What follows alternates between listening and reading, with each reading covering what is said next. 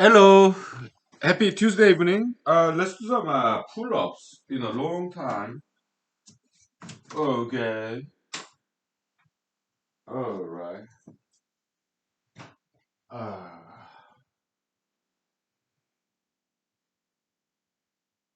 yeah, covering the corner of this chair, this furniture so that in case I fall, I don't hit that corner. Yeah. All right. Pull-ups. Ah. Ah.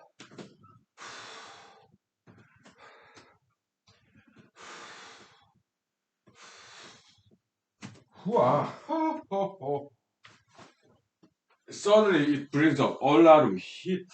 Wow.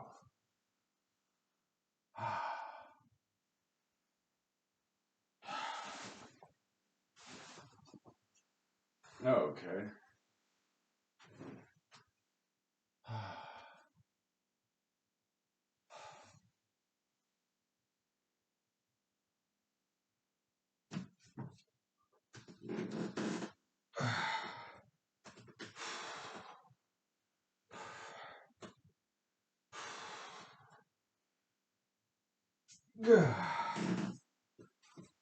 Whew.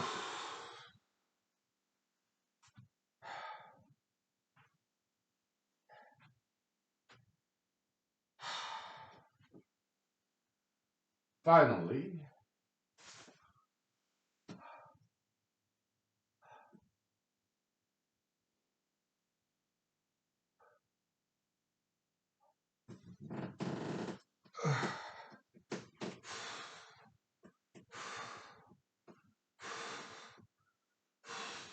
Oh, yeah. 3 sets. Okay. Now, for martial arts, let's try some kicking, I guess. Okay.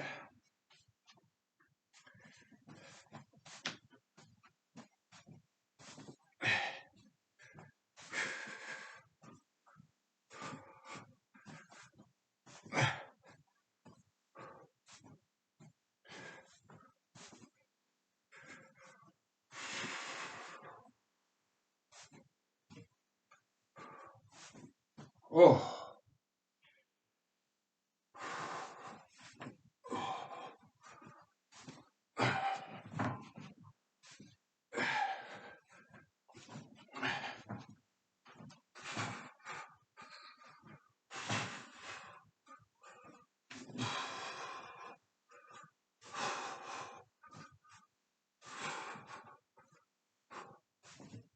Ooh. That should be good for today, right? Yeah. You continue more like tomorrow, right? Let's take 5 minutes break, please. Whew.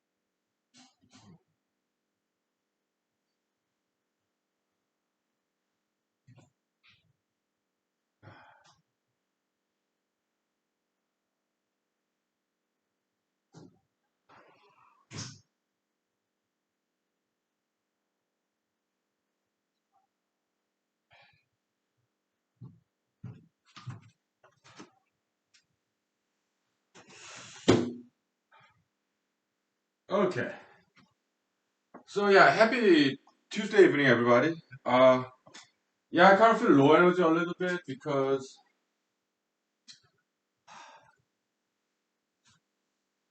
maybe temperature change, I guess. Whatever. All right. Let's get here.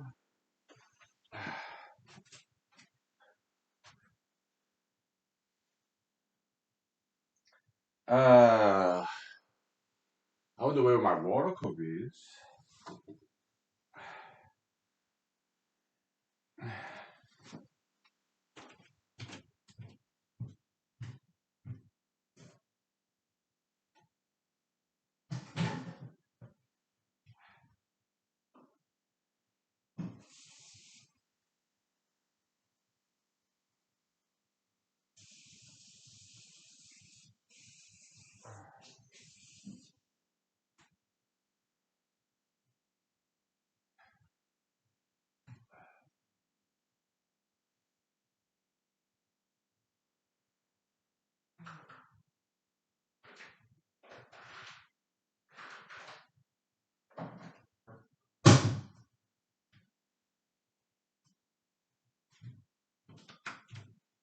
Okay. Um, let's see.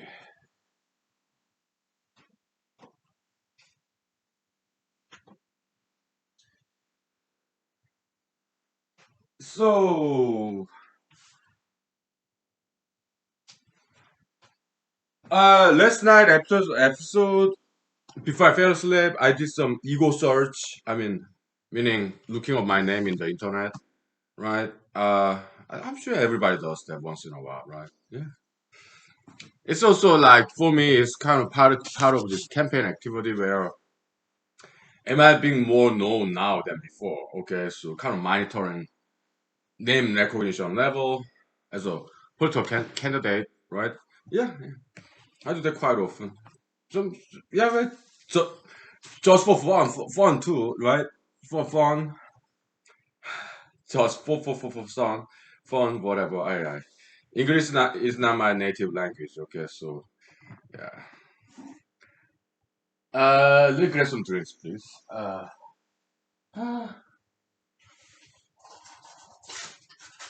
Okay, the so I did some ego search and I looked up my name and I looked at my my pictures right in the internet and so also my videos, mostly it's this humanized series. And this one particular humanized episode, episode 1444, it has been viewed like 35 times. So that's very highly unusual because typically humanized series nowadays is either zero or one or two or three. Mostly zero. Okay, there are a lot of virgin episodes that has never been watched by anybody before.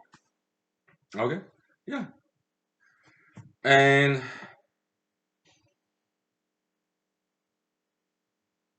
so episode 1444 been viewed by 35 times.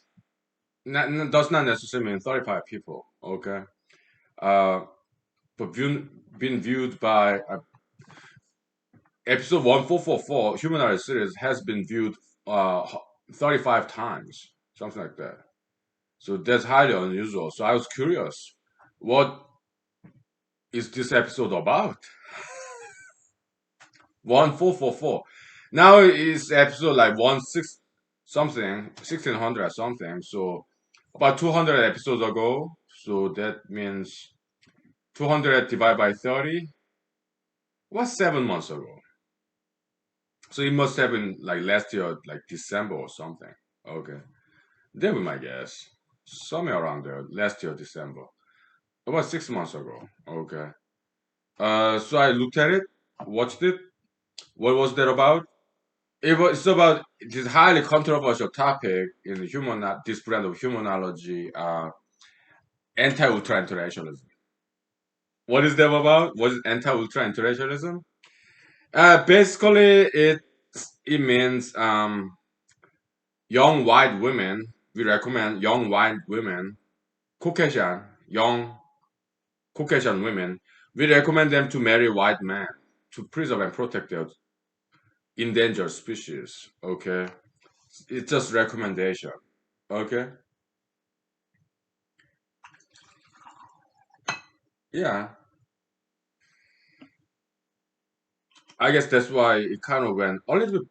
It's not viral, but compared to other episodes in humanology, yeah, relatively speaking, kind of went viral a little bit, I guess. Yeah, yeah, that's cool.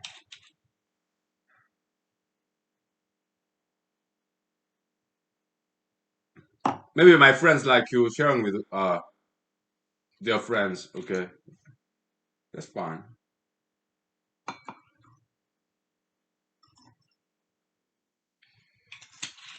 So in that episode 1444, I said like roughly 10% of world population are white, 10% of world population is black, uh, and 80% of world population they're browns. That's what I said. Okay. So I looked during my spare time today. I looked up to find accurate statistics. Okay, I was not too wrong, but it's more like this. Okay, now year 2021, about 15% are whites and about 15% are blacks, and 70%, yeah, brown. Okay. If we divide further, about 10%. Okay, we have 70% of world population are brown like me. Okay. Now, let's subdivide these browns. Okay? About 10% are Hispanics and 10% are Middle Easterns. So, now we have 50% left. Okay? Out of 70% browns, 10% are Hispanics and 10% are the Middle Easterns. Now we have 50% left, right? Out of 50%, 20% persons are Indians, the South Asia, okay? 30% they're Asians. 30%. Okay. Yeah. By Asians, we mean like East Asians and Southeast Asians like Malaysia, Indonesia, okay, and also Pacific Islanders, okay. And probably that includes also native population too. Okay. Yeah. So that's roughly. Oh, so I wasn't too wrong. Okay. Yeah. It was just my rough guesstimate. Okay. Mhm. And in the world, I also looked up. Okay. Yeah. White decline, white demographic decline, something like that. White demograph declining demographic. There's a Wikipedia article about that. Yeah, Caucasian race has been declining for decades. So what I said in episode 1444, I did not know any about this as actual statistics and Wikipedia article. It was just my guess. And I confirmed that by looking up in the internet in my spare time. Okay. And yes, my guess was correct. Okay. It wasn't just my so yeah, basically the theory, yeah, of this anti-utilitarianism, it was correct theory. Okay, because sociologists, political scientists, they actually did the survey statistics. Okay, I mean, Caucasians, white people, their percentage is decreasing. It has been decreasing for decades. Okay, and we can come up with some theories, some reasons. And because I read those Wikipedia articles, yeah, I'll tell you what sociologists think. Yeah, we come up with some theories. Okay, let's take 5 minutes break, please. Okay, yeah. That's kind of interesting topic to talk about, right? Yeah, yeah. That's why I guess more people took a look at that episode 1444 because it's kind of interesting topic, right? Yeah, we'll talk about it again. Hmm? Okay, we'll take 5 minutes break, please.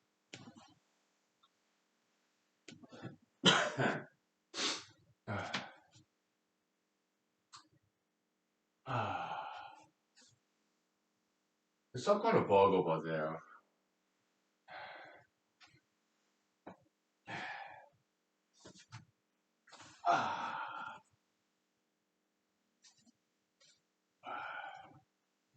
Oh.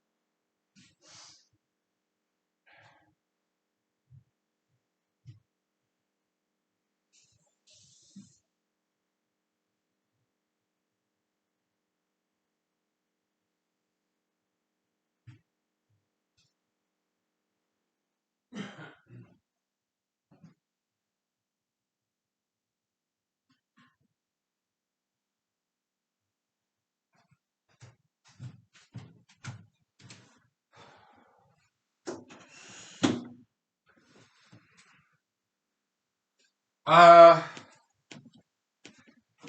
so what Skylar's saying is white population are aging, okay, but that's not a complete explanation. Hey, white population, they are not the only population who is aging. Regardless of race, everybody ages, everybody gets old, okay, so. And then I looked further into that line of reasoning theories, okay. Scholars didn't expressly say it in that Wikipedia page, like white declining demographic, whatever. But some other pages, they did explain further. I think he's the professor in England. He's a Canadian English professor in political science. His name is something like Mr. Professor Eric Kaufman, something like that. He himself is a mixed race. Okay.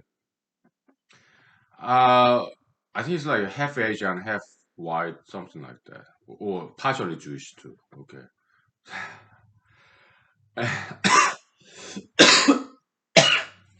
Seems to be very, very smart guy. Okay. So he wrote a book about that. Okay. Just something like wide shift, like demographic change of in the Europe and Americas, the declining population of white race. Okay, so he observed that well, not I'm kind of paraphrasing, adding my own stuff and adding some of the readings that I had way back when. Okay, uh, it's like this. Okay, any races or any countries back in the days, they used to give birth to a lot of babies, big family. In Korea, in America, Africa, Europe, anywhere. It was very common to have 10 children, big family, right? But as countries become more developed and industrialized, it becomes more like one or two children. That's it. Okay. Why? One possible theory is that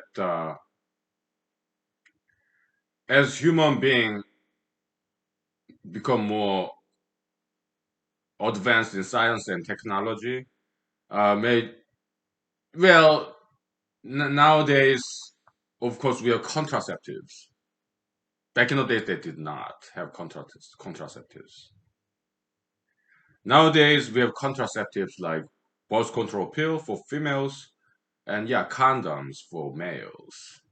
And for females, sometimes they have this surgery to permanently disable ovulation.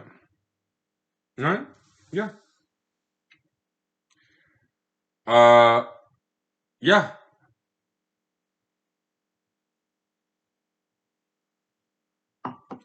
So this, well, nowadays people get women get can get abortion too, right? Yeah. So contraceptives, abortion is available. That's one possible reason why nowadays people have less babies than our ancestors. Even today, some people choose to have many babies if they can afford. Okay. But most people have like one or two children, that's it. Most children, I mean, most parents using contraceptives. Okay. Why? My guess is that it's just too much economic burden. It takes a lot of money and time to raise children. Okay. Nowadays, even less and less people are married. Okay. And a lot of divorce rate, and the divorce rate is increasing and marriage rate is decreasing. Yeah. It's just things are changing. Things have changed always. Change is the only constant in the universe. Okay. Be it planets, animals, plants, or human society. Okay, it always changes. Right? Or climate. Okay, funny thing about climate change, back in the days, we'll take a break from this demographics issue. Back in the days when there's some wildfire or famine or cold weather, flood, back in the days, people were afraid. Maybe they thought God is angry with us. Maybe we have sinned as human society. Maybe God is punishing us. When they come when this natural disaster happens like wildfire, famine, flood, drought, they attributed that kind of natural disaster like volcano or whatever, tsunami, earthquake, because they got afraid. So they attributed to angry gods or goddesses. And maybe we did something wrong, maybe God is angry at us, so maybe God is punishing us. That's how ancient people used to think. Nowadays, Democrats mostly, okay, they attribute all those natural disasters to climate change. So climate change alarmism became their god. It's not a scientific thing. Climate change is very religious thing. That's Democrats' religion, scientism. Okay, climate change alarmism. That's one way to look at it. Okay. They attribute all those climate calamity like famine, hot weather, cold weather, unusual cold weather because they're scared. Okay, so they call their god climate change. Climate change alarmism. Okay, they attribute everything to climate change. So that's their new god. It's nothing has nothing to do with science. It has everything to do with religion. That's democracy religion. Okay. Whenever I see them doing that in like news program like NPR, I get very disgusted. Okay, because it's not like they are lying intentionally, but it's just falsehood. It's really just activity that they are doing, but they claim what they are doing is scientific, and that's wrong. That falsehood disgusts me. Okay, so am I a independent in name only? I know. Am I an independent person? Am I a Republican in reality, but disguised as an independent to get more Alaskan votes? I know, I know, independent in name only, like kind of like Republican spy, Republican inside, but I'm pretending to be an independent person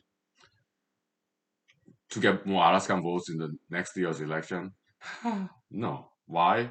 Because I'm pro-abortion, not pro-abortion, pro-choice. Okay, yeah. So I'm not Republican. Period.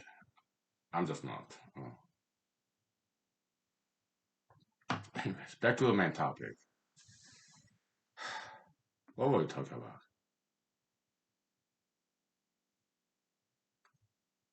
Demographics. Yeah. So it's just the way it is. Okay. So modernized society, uh, they make less children because contraceptives are available to them. It could be birth control pill, condoms, or some anti-ovulation surgery or abortion. Okay? Because having too many children is tremendous burden, economic burden, also in terms of time too. Okay, so yeah, developed countries as opposed to developing countries, uh, the native population in that country tend to decrease. But developed countries, their immigration from developing countries. Why? Because they are already developed countries. They have a lot of jobs and money and technology and electricity, running water, just better quality of life. So, but native population decreases because they just don't want to have children because they become economic burden. And contraceptives are available to them in developed countries. Developing countries, well, developing countries they go through. They don't have a lot of food, a lot of jobs, and political instability, wars, crimes, and not much technological development in developing countries. So many of them migrate to developed countries. So that immigration population can compensate for dwindling native population who make less children. Okay? Okay. So that's the basics. Okay? This is not from Mr. Professor Eric Kaufman. No, no. It is well, it's from here and there, from what I've read, like way back, like tens of years ago. Okay. Uh yeah, Professor Eric Kaufman and some others that I read like recently. It's just bits and parts there, but it's mostly review. It's something I already knew. Okay,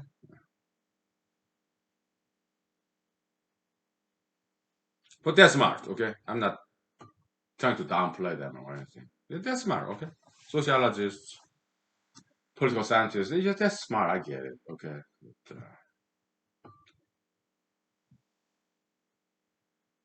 what else? And yeah, I'm also adding some of my own theories too. Okay. Well, let's take 5 minutes break, please. Okay. I have some vocal rest. Okay. Uh, we're talking about history, right? Yeah. Sociology.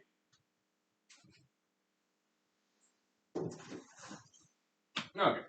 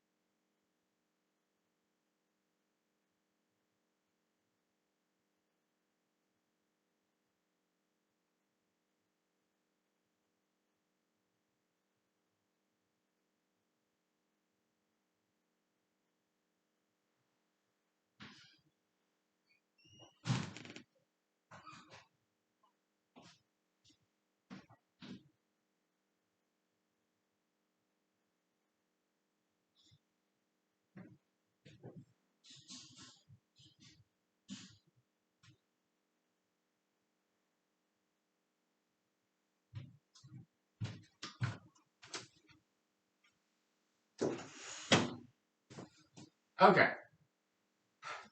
So the sociology of demographic study, also political science a little bit, right? So, uh, humanology, yeah, we talk about everything, right? We study everything. Um, so okay, when it comes to developing country versus developed country, it's like this. Okay, back in the days, until like Renaissance, 1500s, 1300s. Until then, uh, Middle Easterners, we are talking about Romans, Greeks, Israelites, Palestinians, Egyptians, Arabs. They were ahead of civilization when it comes to those brown people versus white people. Okay, white people were back in the days. Yeah, they had their own like Viking ships, very fast and efficient Viking ships, Norman mythology, although they did not have written languages, but they had their own culture, but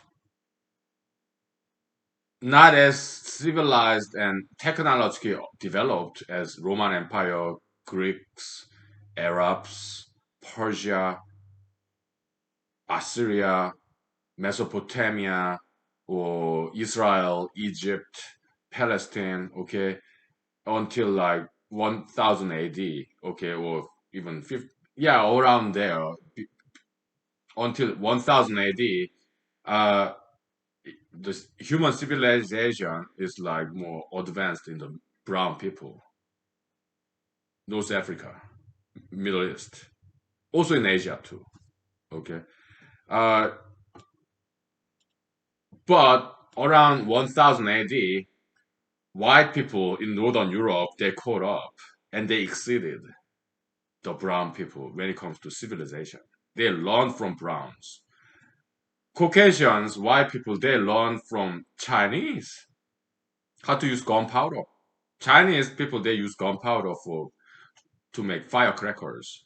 Okay, and they learned from Chinese Asians how to use gunpowder, and they surpassed Chinese because they start to make weapons, guns, cannonballs. Okay, and also Chinese people, they invented. I think they invented paper as well. Maybe even whatever. Okay, so white people, they did not even have written languages.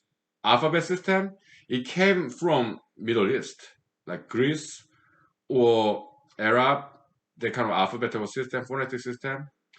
Uh, that's where it came. It was started from Middle East, written language. Okay.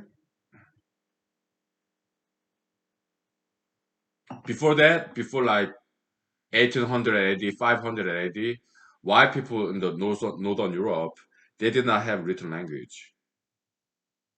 Alphabetic system, it came from south, further south, like Greece, Roman, whatever. Okay. Greco-Latin, whatever. Okay. Yeah. Let me flush out my right eye.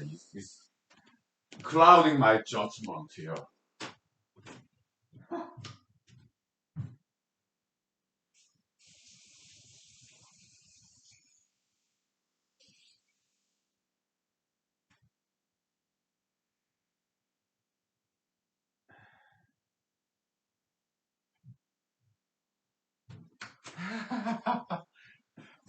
Some guy in my eye is clouding my judgment. My right eye. I flushed it out. So um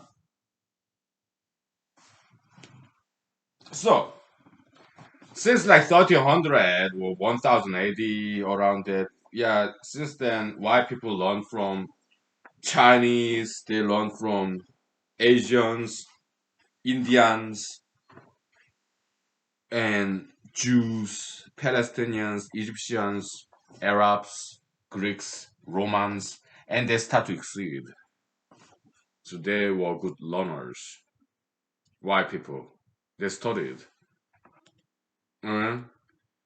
And they came up with their own stuff after Renaissance, which means rebirth of Greco-Roman classical Middle Eastern civilization, Renaissance, reborn of good old, not white stuff, but brown stuff in the Middle East, North Africa. Okay, that's Renaissance. About 1500 AD. Okay, Renaissance is nothing but white people catching up with brown people and exceeding them. Okay, yeah, brown people like Middle East and China, like Asia, India.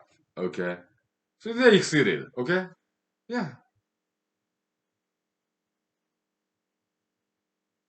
they were kind of upstart, newcomer to civilizations, white people. Okay, but later on they exceeded. Okay, they would invent steam engine. Okay, or just typewriting, just printing, and their own written alphabetical system, and kind of modeled after like Greek alphabets, right?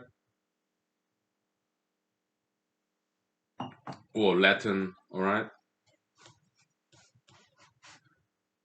Italy, that's like southern Europe. That's kind of almost part of Middle East. Okay, yeah.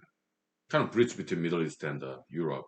That's Italy. Okay, Greece. That's like South Europe again, kind of in the middle between Middle East and Europe.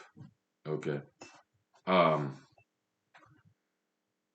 So white people exceeded. Okay. So surpassed brown people, and they start to make ships, steam engine ships, and guns, and so they become very powerful. White people. Okay. And they started to sail away and colonize other parts of the world.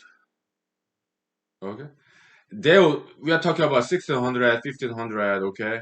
And they also started, unfortunately, slave trade. So they basically kidnapped black people from Africa and exploited their labors in North America and also South America in plantation, labor intensive crops like sugarcane or cotton harvest. They used Africans laborers, slave trade. Okay, yeah.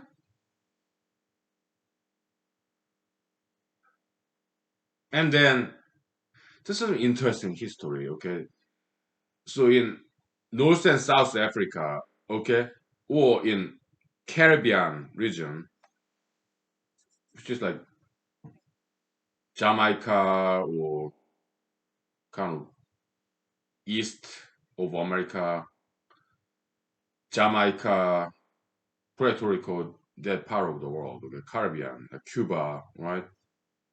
So these European colonizers used African slaves to grow crops, harvest them, like cotton or sugarcane, whatever. Okay, like 1600s, 1500s, 1700s. Okay, some of those African slaves escaped and they formed their own society. I recently learned about their history. Okay, it's called Maroon. Maroon, like Maroon 5. Yeah. Maroon also means like some brown. Okay, it's brown. There are a lot of browns, right? But particular kind of like reddish, purplish brown, that's maroon. Okay. But maroon meant society of escaped African slaves in South America, North America, or Caribbean. Okay. Jamaican Maroons, they were the most powerful Maroons. So they freed themselves from British colonizers in 1700s. 100 years before slavery was legally abolished in Great Britain. That's something really cool, right? Even today in Jamaica, country of Jamaica, Ireland, in Caribbean Sea, they're descendants of those original Maroons. Very powerful people. Okay, they have huge respect. Okay, yeah. The descendants of Maroons in Jamaica, and there are some other Maroons in there's okay, they are kind of free, escaped slaves, African origin. Okay, in forming their own society. Okay, uh, there are some in other parts of the Americas too. In a country called Suriname in South America. It's north of Brazil. It's a small country, okay, and they speak Dutch because it used to be colony of Netherlands. Okay, Suriname is a country, okay, independent country now. Yeah.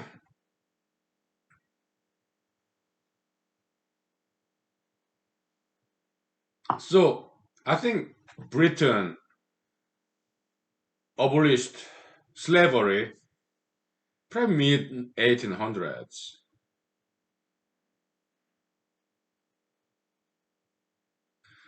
around the same time as American Civil War. Okay, yes, American Civil War like 1861 to 1865, right? So Britain they abolished slavery. Maybe 1843. I don't know, somewhere around there. Okay, maybe before Civil War, after Civil War. I'm not sure. Okay, but they abolished it. Okay,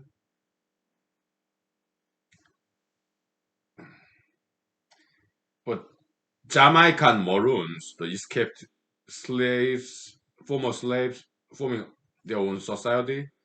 They got their independence from Great Britain like in 1700s or like 1750, something like that. Okay. Remarkable, right? Yeah, really cool story. History. Very cool.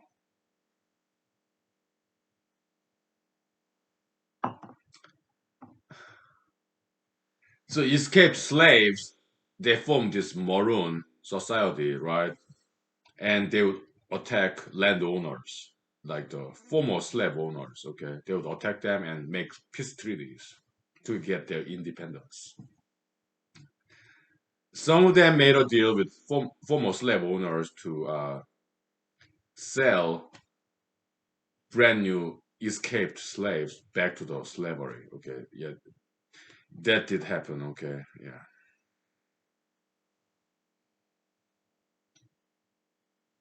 they become more political, right? Making compromise. Okay, so yeah,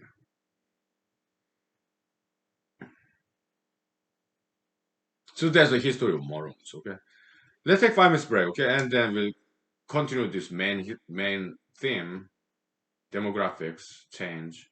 Okay, yeah, I'm just giving you some backgrounds. Okay, so yeah, these days in my spare time I study history, so it's a very enriching experience. Okay, let's take 5 minutes break, please. Yeah, very interesting history, right? Yeah.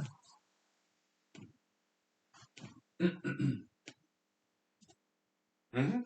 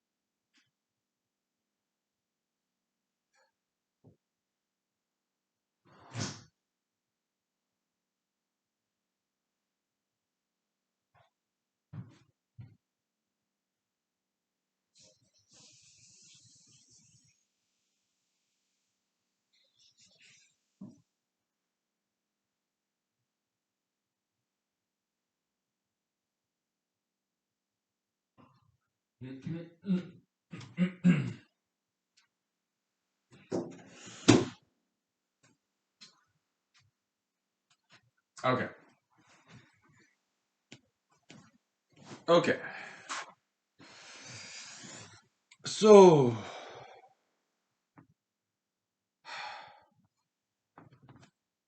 um,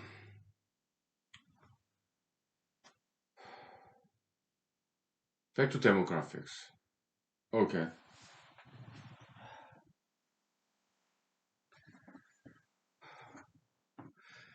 Would you give me 1 minute? 1 minute, please. Yeah. I gotta talk to my friends. Real quick. Okay. Just 1 minute. Thank you.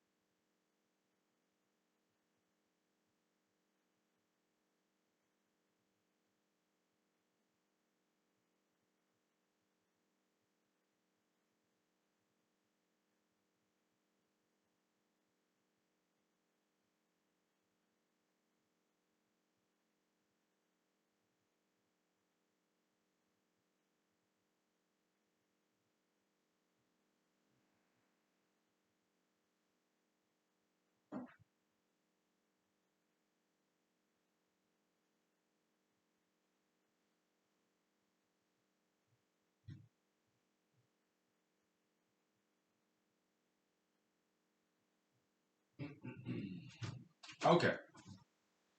So, um, let's see. Demographics. Demographics.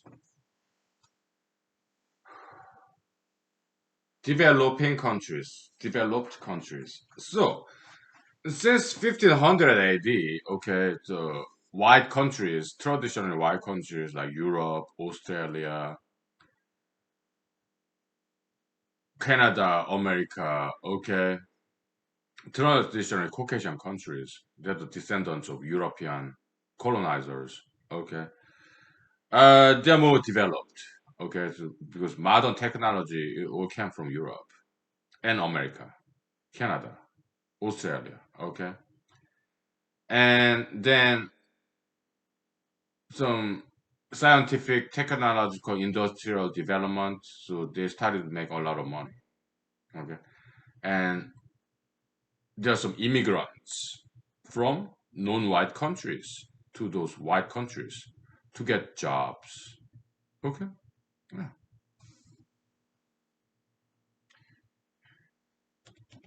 Okay. Now things get very interesting. Okay. So this racial dynamics, things get very interesting after that. Okay. So we are talking about history. Okay. And we are not putting on the glasses, tinted eyeglasses of critical race theory. There's too much bias. That's not very scientific, in my opinion. Critical race theory, that's very biased, prejudiced point of view. It's like if you wear this red sunglasses and you look at the world, everything look red. If you wear green sunglasses and look around the world, everything look green. Okay, that's kind of critical race theory. Okay, they think everything is about racism, and that's unscientific and very biased, and I don't think it has any academic value whatsoever. Critical race theory. I'm sorry, okay, to sound like independent in name only, like Republican disguised as an independent person, a spy. But I'm just giving some criticism as a secular scholar, private academic. Okay, so whatever. Now, uh, so uh, non-white people came to white countries because white countries are wealthy. No? Yeah. Modern invention like computers, cannonball, guns, steam engines, airplanes, cars, choo-choo trains, electricity. That's like wide invention. Caucasians invented all that stuff. In Europe and America, mostly. Right? Yeah, mostly. Electricity, cars, you name it. Cameras, cell phones, telephones, telegrams. White people invented all that stuff. Mostly white males in Europe, America, mostly. Okay, so um, yeah.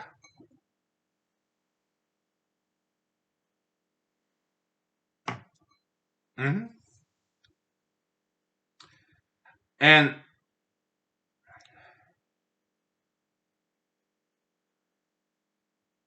browns and blacks. Well, blacks in white countries. Some of them are descendants of indentured servants. I don't want to use this term slave. Slave. Okay, I think that's kind of disrespectful. Okay. Yes, indentured servants. Okay, so yeah, some blacks in white countries are descendants of indented servants, also known as slaves. Okay, but I don't want to use that term. It's too disrespectful. Okay, so, indentured servants. Okay, And some blacks were actually some browns. They were actually descendants of indentured servants too, because after abolition of slavery, colonialists they hired some Asians and some Indians to do that plantation job. Okay, also some yeah from Japan, China, other parts of Asia, and other parts of the world. Some brown people came as indentured servants. Okay, after abolition, African slavery. Okay, so yeah, whatever. Okay, so but later on, some browns and blacks came to white countries to get more job opportunity, or perhaps as refugees. Hmm? Immigration to white countries, developed countries. Because in developing countries, there are crimes, corruptions, wars, not many jobs, right? So these non-white people, blacks and browns, how about yellows, Asians? I just classify them as browns. Okay, I'm Asian, 100%. Okay, is my skin tone like yellow? No, it's just brown, light brown. Okay, in Korea, they're different. 100% Koreans. Okay, they have different skin tone. Some of them are even whiter than white people. Okay, some Koreans are have very dark skin. Some other Koreans, just like me, medium brown. Okay, so medium light brown, whatever.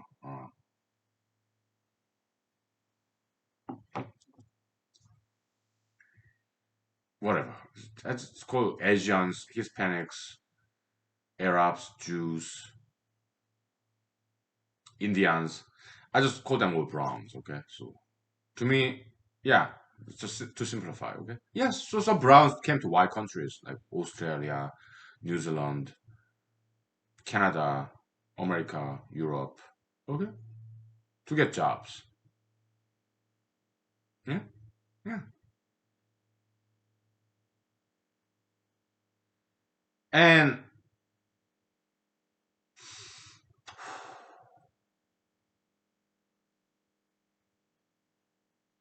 those brand new immigrants, they're kind of poor, right? Yeah. Perhaps less educated. Hmm?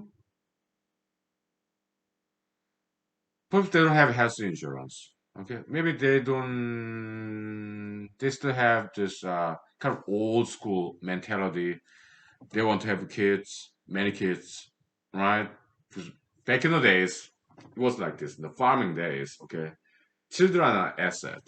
Children, they are assets. Okay, so back in the days, they kind of wanted to have many children because children, as they grow up, they become employees of their family business, like farming. Okay, so that was another reason old school back in the days they want to have many children because they become family businesses employees. They become assets. Okay,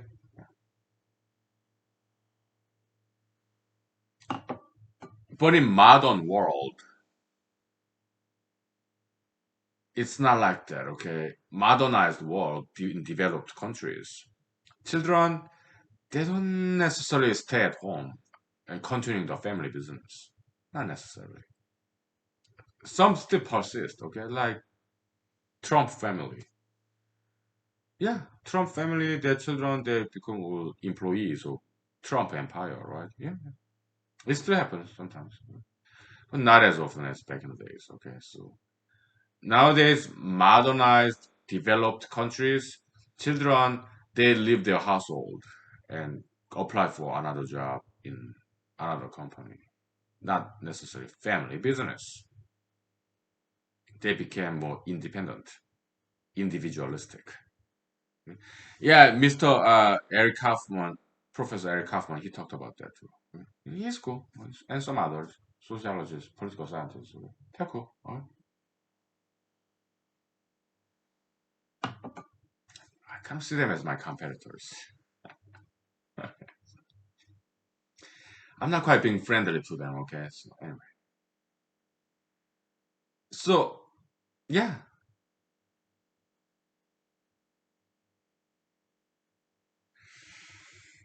yeah, and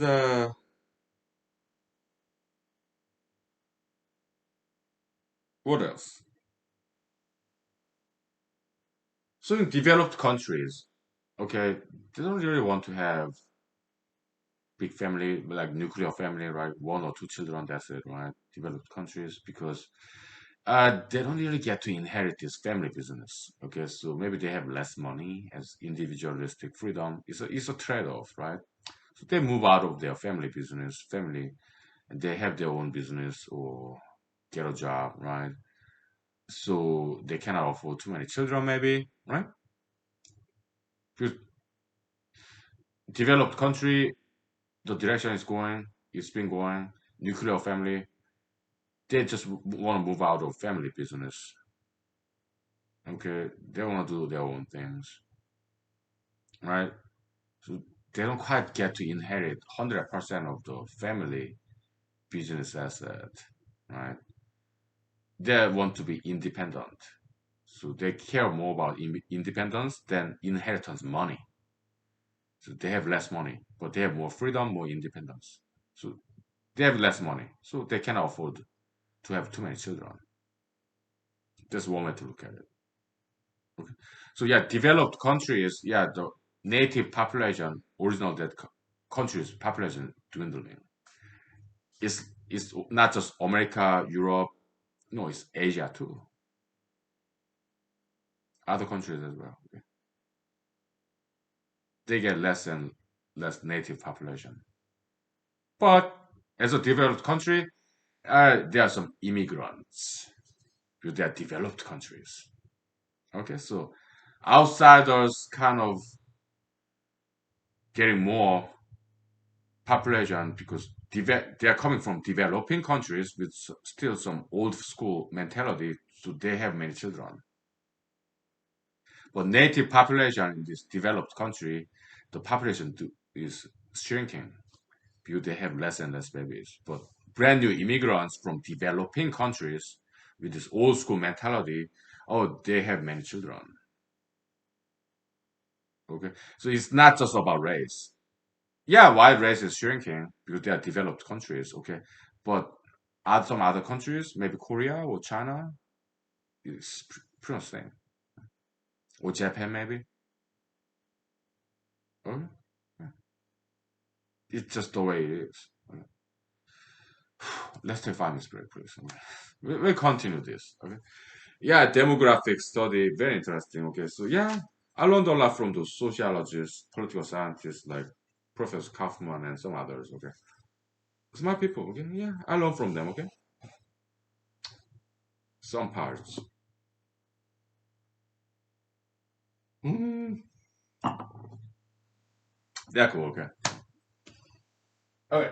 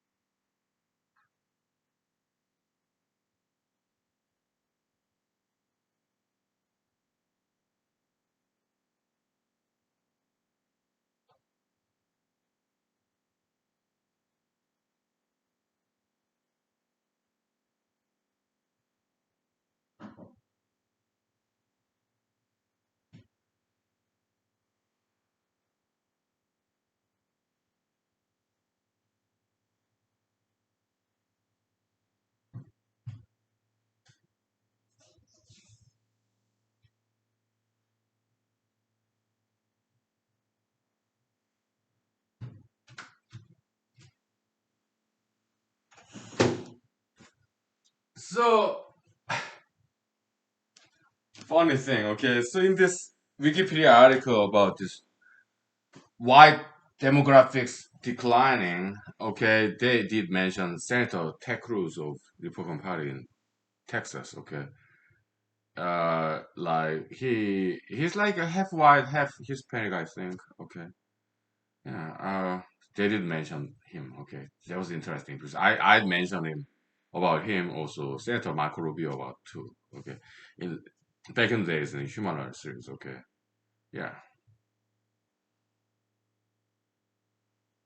that was interesting. Okay, some other sociologists, political scientists, they took a notice of him too. Okay, so yeah, that was interesting. So in episode 144, yeah, I have to apologize. Because I guess I was insensitive to mixed race people. I'm sorry, I apologize. Okay, maybe I was too insensitive. Okay, because perhaps I overemphasized this ultra interracialism, like non-white men going after young white women. Okay, maybe I emphasized that too much. Okay, so yeah, studying this, reading about this modern professional sociologists and political scientists, it kind of gave me some different perspective, more scientific perspective. Okay, so it was good that I studied what they found. I acknowledge that. Okay, they did educate me. Okay, so thank you, Professor Eric Kaufman and others. Okay, thank you for education. Okay, yeah, so they kind of educated me some different perspective of why Caucasian race population is declining. Okay, yeah, it has to do with this immigration from non-white countries to white countries, and those developing countries, non-white people making more babies than white population in developed countries. I guess that might be a major factor. Okay, because what I thought in episode 144, 1444. Okay, I was thinking maybe okay, ultra interracialism. I thought that was the main driver of white population decreasing. Okay, I might have been wrong. Okay, it might be some have some minor effect, but it may not have the main driver. Okay, so okay, so because my theory was this, it could be true, but maybe not significant effect of causation of wide race population declining. Okay, well, my theory was this. Okay,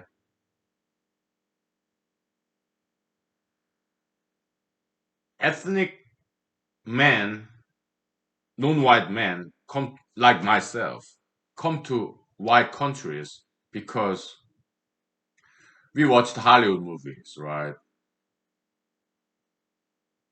And developed countries and white countries, females, Caucasian females, they inherited this material wealth, so they are well dressed, well educated, and evolved, civilized. They look great, they look smart, and we guys, non-white guys who came to white countries like myself from developing countries, so we look at this high and mighty white females, well educated, evolved, civilized, well dressed, wealthy, daughters of white people, very attractive. Okay, so some of us non-white guys who came to white countries like myself from developing countries who are non-white countries. Okay? And maybe we apply our industry and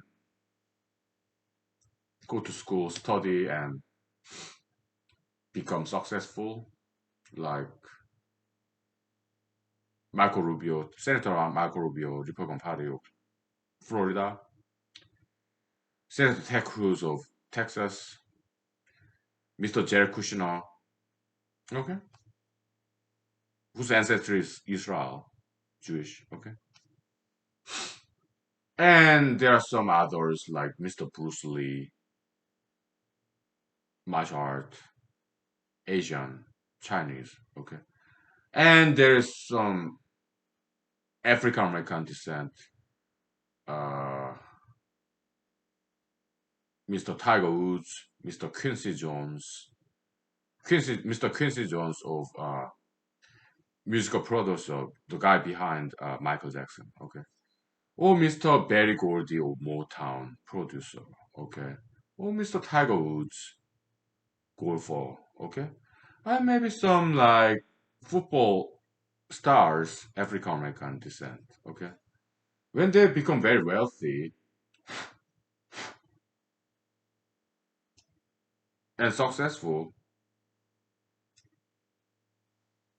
they marry young Caucasian ladies. Yeah? Their children,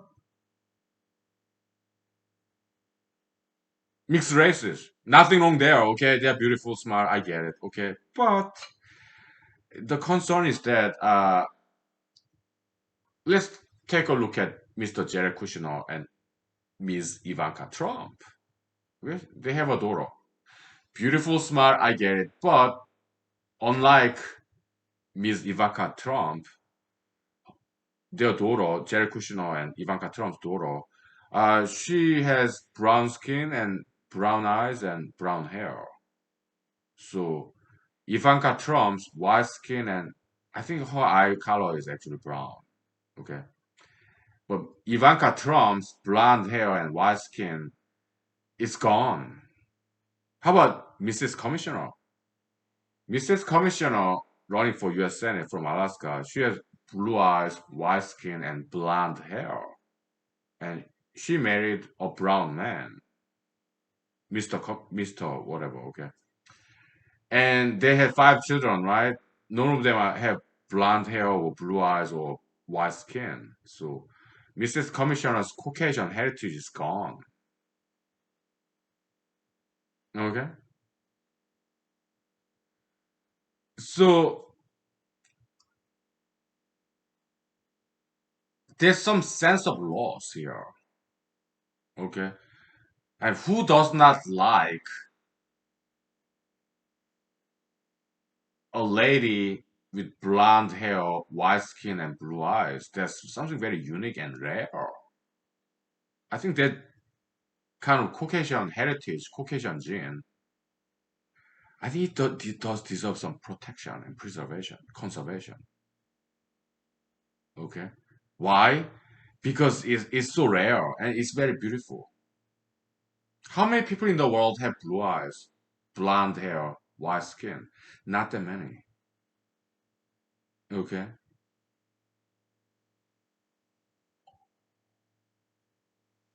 I'm not saying white people are more beautiful than other races. I'm not saying that. I'm saying white people, they're very colorful people, okay? Yeah. Red hair, blonde hair or brunette hair, white skin, pink skin, orange skin, or blue eyes, green eyes, brown eyes. White people, Caucasians, they're beautiful, photogenic. They stand out, okay? Because white color or blonde or red color, blue eyes, green eyes, that's uniquely Caucasian, okay? You don't find that in any other races, okay? And genetically, they are vulnerable. I'm Asian, okay? If I marry a young white woman and have children, they will look just like me. If I marry young white women with blue eyes, blonde hair, and white skin, our children will look like me. Brown hair or black hair or brown eyes, brown face, brown skin, okay? So I mixed races, yeah, 5%, 1%, that's great. Cross pollination, prevention of incestuous kind of too much of purity in a race, it can be lead to some genetic diseases. So that's not healthy. So 5%, 1% time is good interracial marriage, okay? But 95% of time we recommend same race opposite gender marriage. That's the recommendation from this anti-ultra interracialists like me. That's it. Okay. Mixed races, they're beautiful, they're cool, they're smart. I get it. Okay, we are not against them at all. No. Okay.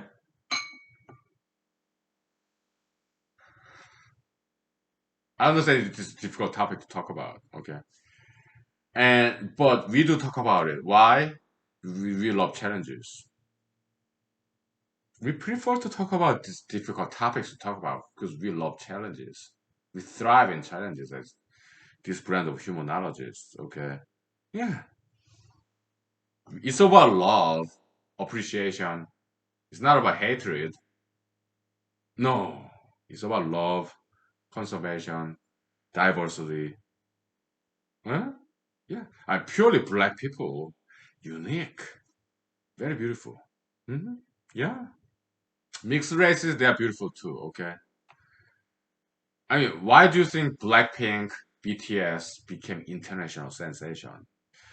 Possibly because they're 100% purely Koreans. Huh? Maybe. I don't know. Do they, Blackpink, BTS, do you think they really have musical or choreographical merits? Do they dance so well, or are they unique in dancing and singing? Not in my opinion, not in my books. When it comes to K-pop, I prefer classical K-pop. Modern K-pop is not my cup of tea, okay? But they are still world internationally popular, right? Well, congratulations.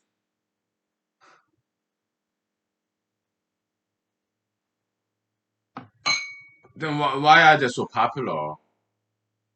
K-pop boys and girls.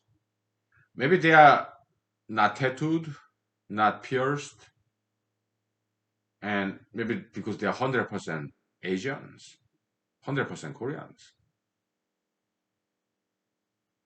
Some racial purity there. Maybe that's why they have some international appeal. Because that kind of racial purity is getting rarer and rarer. Hmm? Maybe it's because something new. Okay, yeah, this is the first time Asian singers and dancers became international sensation, and it happened to South Korea.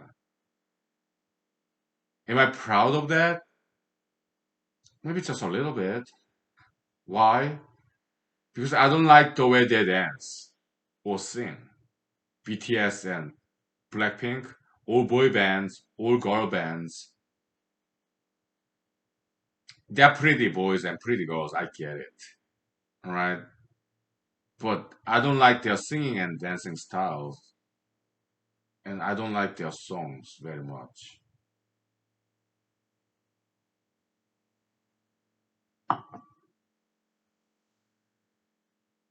BTS is just one of them, okay? It's all boy bands in Korea, South Korea.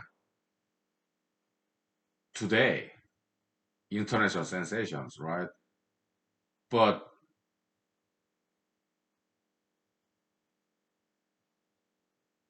to me, they're too effeminate. How about all girl bands like BTS? I mean, Blackpink is just one of them, right? To me, they are too much hyper-sexualized. The way they dance, it's just too cheap, too sexual. Not my cup of tea.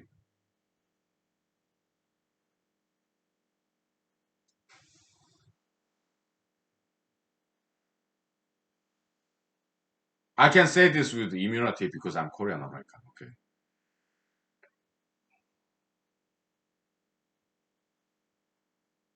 I like old K-pop. Okay.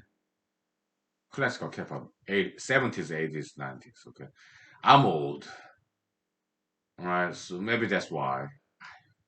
Whatever. But as a scholar, as an artist myself, as a performer myself, okay.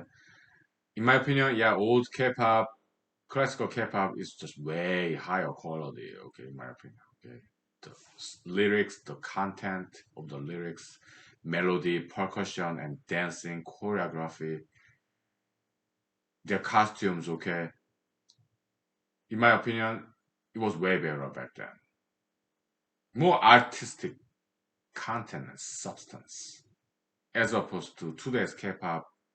Too much commercialized, manufactured product kind of. Eh? They kind of look all the same, right? Too artificial. Not quite authentic, original, but too commercial, manufactured product, assembly line approach, right? But yeah, congratulations, you are making a lot, bringing a lot of money, international money to South Korea. Okay, well, congratulations. Okay, but yeah, Mr. Kim Jong Un of North Korea, the president of North Korea, Mr. Kim Jong Un, he criticized modern day contemporary K-pop. Okay, I happen to agree with him. I agree with that gentleman. Okay, maybe he's not that gentle, whatever. But out of respect, I would rather refer to him as gentleman. Okay, I agree with Mr. Kim Jong Un. Okay, his criticism of contemporary K-pop, I agree with that gentleman. Okay,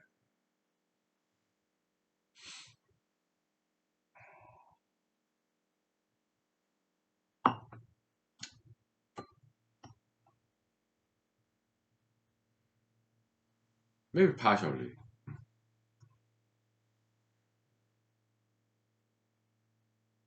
At least partially. Okay. So, did he? What did Mr. Kim Jong Un said? President Kim Jong Un of North Korea. Did he say like K-pop is kind of toxic? Yeah, I don't know about toxicity of contemporary K-pop. It's just that I don't think they have artistic merit. Maybe I wouldn't go as far as being toxic. K-pop, contemporary K-pop being toxic. I wouldn't go as far as that. Okay, but it's just that I think they are lacking and wanting when it comes to artistic merit. All right. Yeah.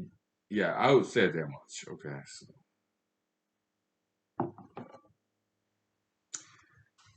just my opinion. Okay. Yeah. We take 5 minutes break, please.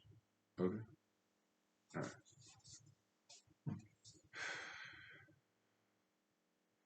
But they look good. Yeah, yeah. K-pop boys, K-pop girls. Yeah, they're slender.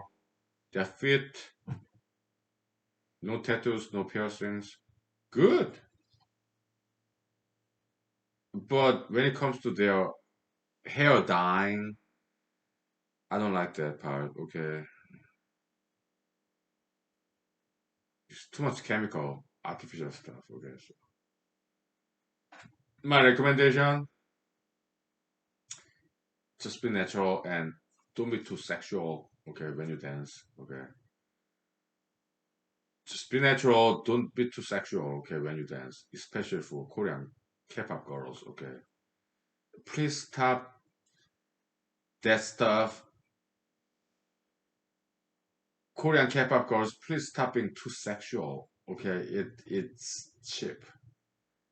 All right. K-pop boys, be more manly. Okay, why don't you go hit the gym and make some more muscles, guys? Eh? Stop being too effeminate. Be more like manly, please.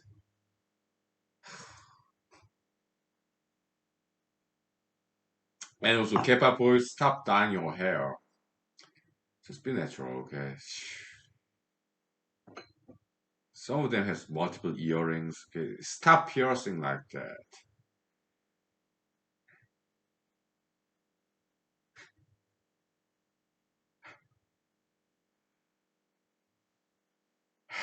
Young people, right? Yeah. Let's take 5 minutes break, okay? Before I lose any votes, okay?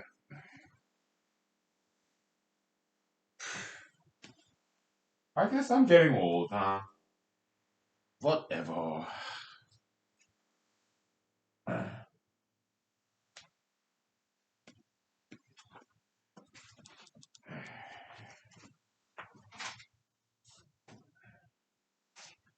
Ah,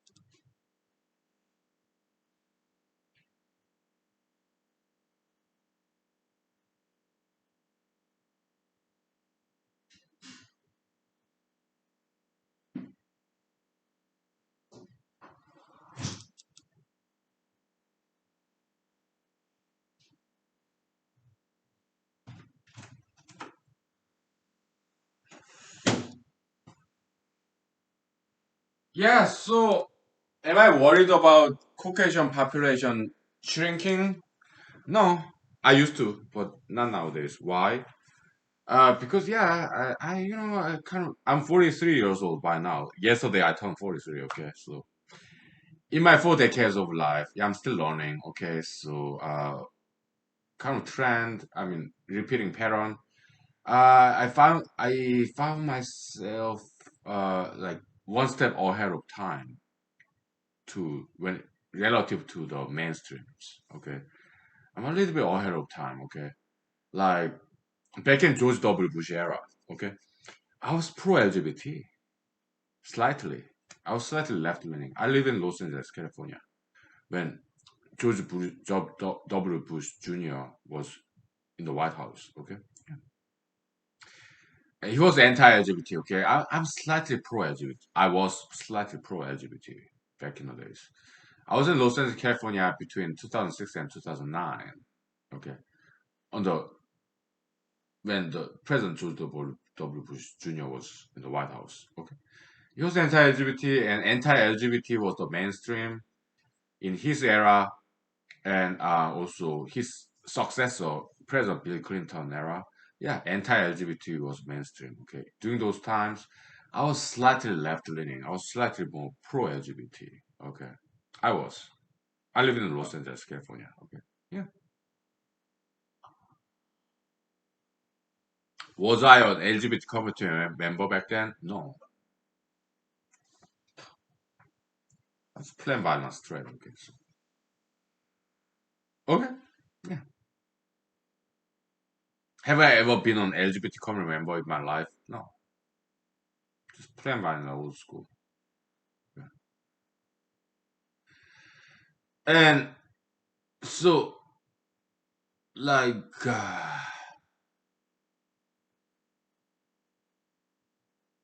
so I was slightly pro LGBT when anti LGBT ideology was the mainstream during President George W. Bush and President Bill Clinton. Okay, we're talking about 16 years. Okay. Yeah. Later on, yeah, President Barack Obama starting from there, yeah, pro LGBT became mainstream. So I was kind of ahead of time. Then, during President Obama era and President Trump era, I became more anti-LGBT. Okay, I think that day will come, maybe in 5 years. Okay, I think it's kind of starting. Okay, because people in the world they're starting to realize LGBT ideology is going way too far. Okay, so they're beginning to realize that. Okay, so I'm anti-LGBT ideologue now. Okay, and yeah, I guess I'm kind of ahead of time again. Okay, yeah, anti-LGBT probably most likely it become mainstream again. Okay, because people are starting to realize there's something wrong with their ideology, their lifestyle. Okay, they're experimenting. So it's social experiment, also human experiment too. Okay, and people are starting to realize that there's just no benefit from LGBT ideology subscription. There's just no good in there. Okay. I can talk about free individual freedom. Yeah, so let them experiment. Okay. Let them learn from experience. Okay. We just let them take time. Okay. So I'm not worried about that either. I used to. Okay. Not anymore. As you age, uh, in a sense, your metaphysical life get easier. You get more wisdom, knowledge, experience. Your physical life, it gets harder and harder as you age. Your body is aging. Okay. Metaphysically, your brain is maturing. You get to learn how the world works, and you get to learn how people are like. Okay, yeah. So metaphysically, life gets easier as you age. Physically, it gets harder. Why your body is aging? Okay, so Let me start drinking something stronger, okay? It's getting more interesting, right? Yeah. Welcome to humanology. Anything goes, okay? Anything goes. Yeah. Some mosquito bites.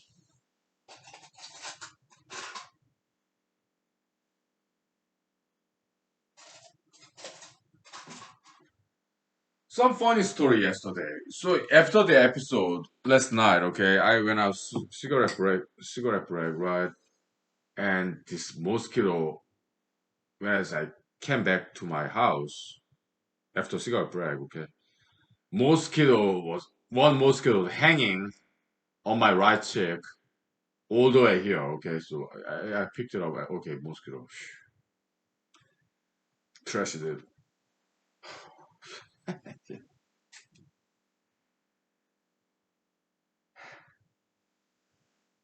This persistence,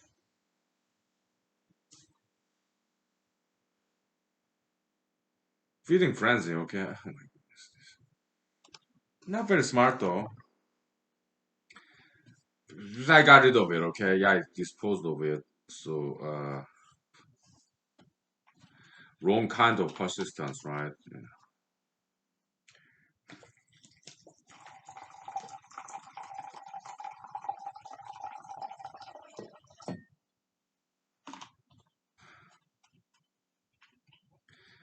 I don't know whether Buddhist monks ever kill a mosquito, okay? Because Buddha originally teaches, yeah, have some respect for living beings, okay? Did he specifically mention animals only, or did he also mention plants? He said, respect living beings. Okay, how about plants? Yeah, yeah, yeah. I mean, if you harvest fruits, you don't kill a tree, right?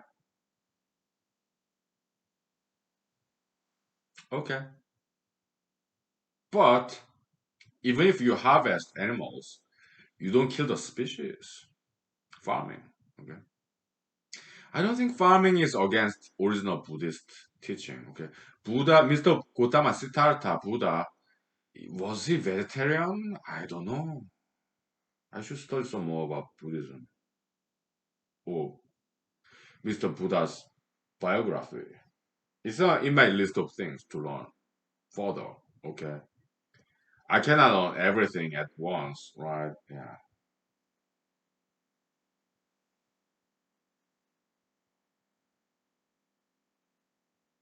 But I had fun studying this history of Maroons, escaped slaves, right? That was fantastic history. Okay.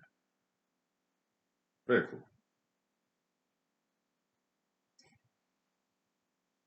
Jamaican Maroons. Or Surinamese Maroons. Okay.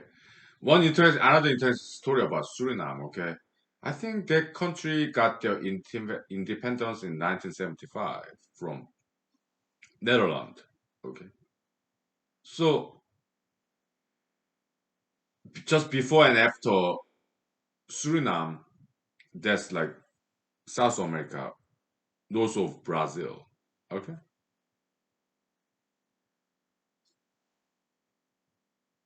When it became independent, a lot of Surinamese they migrated to Netherlands. There's still sizable population of Surinamese in Netherlands. How many? About 100,000 or maybe 200, 300,000. Why? Because they were afraid this brand new independent country of Suriname have some problems. And it did. Some dictatorship, coup d'etat, political corruption, civil war, it did happen, okay. So, back in 1970s and 1980s. Okay.